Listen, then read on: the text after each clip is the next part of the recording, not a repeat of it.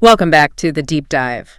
Today, we're stepping away from our usual topics like business and geopolitics, and we're diving into something much more personal, the landscape of your own future. Right. And we're not talking about fortune telling or predictions.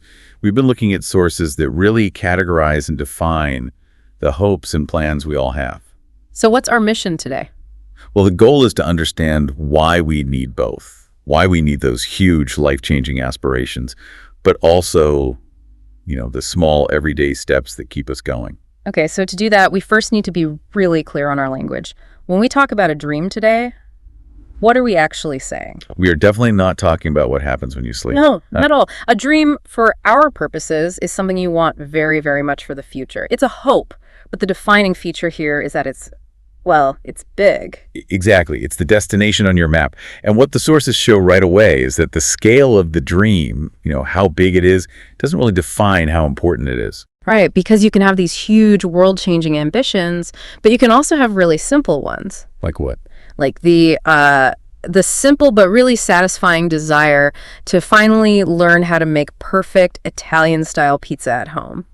That's a dream of mastery, of creating something. Or another one from the sources was growing a small vegetable garden, just tomatoes and peppers on a balcony. Yeah. It's this little dream of nurturing something, of finding some daily peace. It's not about fame or money. It's about those small acts of creation. Okay, so let's unpack the more external dreams first, the ones that define who we are in the world. Career and travel. Yeah, let's start with careers. The most interesting thing here is how our ambitions evolve. Dreams are not static. They absolutely are not. I mean, the sources had that perfect example of a childhood dream to be an astronaut, the spacesuit, seeing Earth from orbit. Yeah. That whole vision. But then it just vanishes. And not because it wasn't possible, but because of a simple, very real fear of heights. And that's a huge insight. Sometimes growing up just means, it means accepting a reality check. You let go of the astronaut dream because the cost of getting there is just too high. It lets you focus your energy somewhere else. Contrast that with what the sources call partial fulfillment. Yeah. So the childhood dream was to be a teacher in a classroom. Right. But now that person teaches English through an online channel, reaching people all over the world. The dream came true, just not in the way they expected. The core desire was to share knowledge, to help people learn. The medium, the classroom versus the internet, that's just a technical detail. Which is a great way for you to think about your own job. Is it fulfilling a childhood dream in some unexpected way? And then you have these current career hopes. On one side, being a tour guide, that's all about a love for history, culture, meeting new people. It's very global, very outward focused. Yes. But then the other dream is opening a small coffee shop. That's so much more intrinsic. It's about the craft of making good coffee and the community, talking to people, seeing them smile in the morning. That's a really good contrast.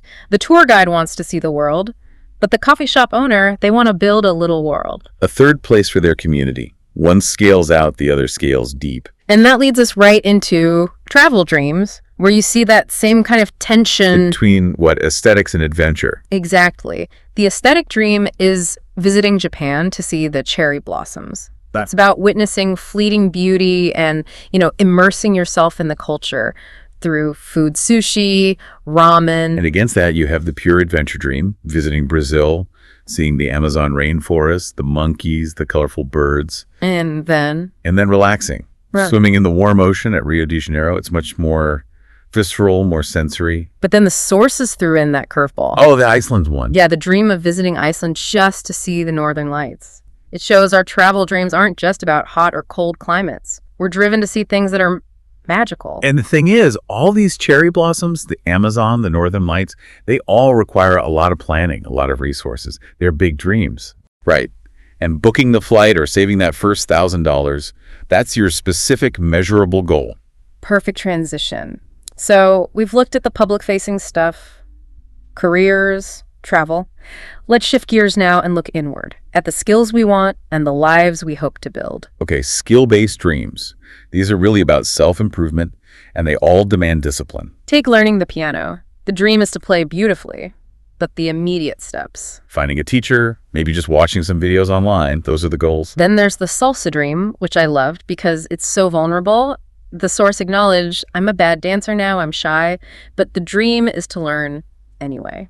It's a dream that's as much about building confidence as it is about, learning dance steps. You have to overcome that social discomfort. And for language skills, the sources were really specific. It's not just learn Italian. No, it's speak Italian fluently. And they define that to speak easily and quickly without problems. That kind of clarity is what turns a fuzzy wish into a real target. That specificity is everything. If the dream is vague, your progress will be too. Fluently is a clear standard to aim for. Okay, so now for the really personal stuff. Family, home, the blueprints for our lives. These are what you might call structural dreams. The sources lay out a very clear picture. A family, so a wife, 2 or 3 kids, and a house with a big garden. And that garden wasn't just a garden. It was a space for the kids to play and a place for a dog. Specifically, a friendly golden retriever. It's not a random detail, is it? It symbolizes warmth, affection, that perfect picture of domestic happiness. Then we get to the really big ones, the big, big dreams. On one hand, you have the creative legacy dream. Writing a book, maybe a funny travel book, or a resource for English learners. It's about leaving something behind. And on the other hand, the dream of pure experience, traveling around the world, seeing as many countries as possible, meeting different people, experiencing their cultures. That one requires such a massive commitment of time and money. It's maybe the ultimate long-term aspiration. And this brings us to a really critical point the sources made about growth, which is the role of change. You have to be willing to let old dreams go. Oh, absolutely. Like realizing you love music, but you're a bad singer. So the dream of being a famous singer, it just isn't going to happen. Or wanting to live in a huge, busy city like New York when you're younger, but then realizing you actually prefer a quiet city, a slower life. That's about personal preference changing. But the other one, the video game player, that one's tough. Yeah. Wanting to be a professional gamer, but realizing you just aren't good enough to compete at that level. Yeah. That requires a really honest look at your own skills. It's painful, but it's necessary. Being able to let go of dreams that don't fit anymore or were never realistic, that seems like a huge part of being emotionally healthy. It is. Growth means you accept new versions of what success looks like for you. And finally, there's this beautiful shift in focus, the dreams we have for other people. Right. Hoping your sister is happy in her new job, or just wanting your parents to have a long, healthy life. It shows our dreams aren't all selfish. The happiness of the people we love becomes part of our own fulfillment. It might be the ultimate measure of success, really. Okay, this brings us to our final segment. We've identified all these aspirations. How do we actually structure our path to get there? Well, the first thing the material emphasizes is the power of sharing. You have to tell people about your dreams. It's not just for catharsis, right? It's practical. It makes them real. It builds accountability. And it activates your support network. Like in the example, a friend helps find a great Italian teacher after hearing about the fluency dream. Suddenly, it's not just in your head anymore. It's a shared project. And that project needs balance. You need the huge, inspiring dream, like traveling the world. But it has to be supported by small, achievable goals. The sources had great examples. Read 10 books this year. That's a specific number. Start going to the gym this month. A clear time frame. Or even just, my dream is to clean the apartment completely this week. That's a dream of achieving order, which then gives you the mental space for the bigger things. These small wins build momentum. You clean the apartment, you feel competent, and you can channel that energy into, say, working on chapter 1 of your book. And this all comes down to the critical vocabulary we've been using. We need to nail down these definitions. This is your essential framework for action. Let's do it. Term 1. First, dream. It's the big wish.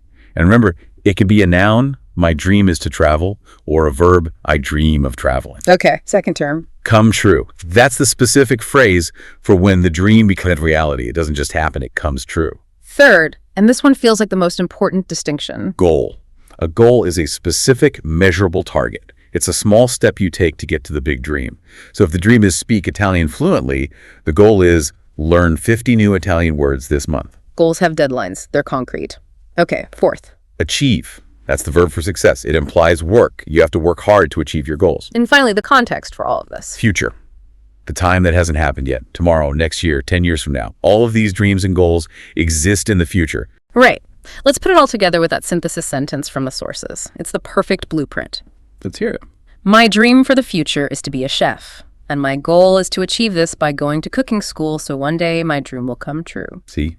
It connects everything. The big aspiration, the dream, the timeline, the future, the specific action, the goal. the work required to achieve, and the result come true. That framework turns wishing into planning.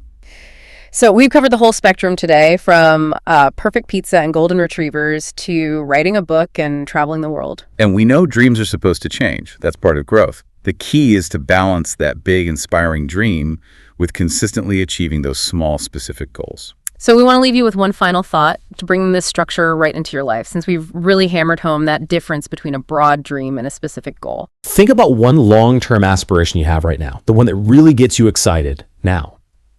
What is the single specific goal you can set for yourself this week, or maybe this month, that is the very first concrete, measurable step toward making that dream real? That small commitment, that's the engine. That's where your own deep dive really begins.